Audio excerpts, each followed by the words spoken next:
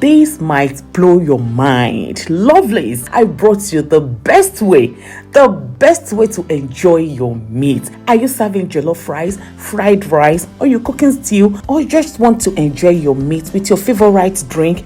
Come, let's start it together.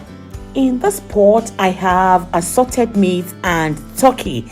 I added salt now, and I'm going to add all those herbs. What I have are seasoning, bay leaves, garlic, onion, ginger, curry, thyme, and oregano. I'm just going to pour everything on top of the meat just like this. I'm going to add fresh basil, fresh rosemary into this. If you have dried one, you can use it, or any other herbs you are used to. Okay, just to get the maximum taste out of this. So I'm going to add some water into it. After that, I'm going to cover and bring to a boil. Once it starts cooking, please be opening your pots occasionally and be mixing together, all right, so that it will not get burnt. So I'll be using this medium to say thank you so much to all you my subscribers. Thank you so much to all you my followers. Thank you so much for sharing my videos, for leaving your honest comments. It goes a long way and I appreciate you. God bless you.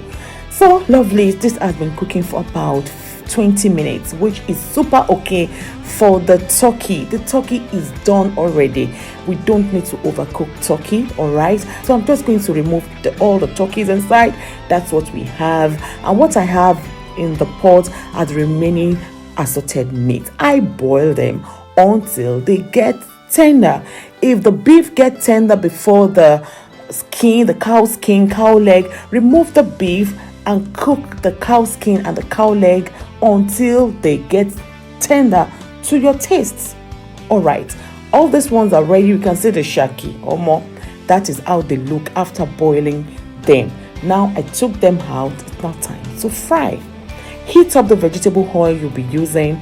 You can just fry them together like I'm doing just now. I added turkey and beef together. Now I added ginger and onions into the oil and I'm going to fry them together. I'll be stirring occasionally so that they can be evenly fried, because they have to fry until they are golden brown. Okay, have you subscribed? If you haven't, please do so now. Join Delicious Kitchen. You'll be glad you did. Lovelies, can you see how shining they are? Can you see this yummy color they have? You need to be here to persevere this aroma they are giving.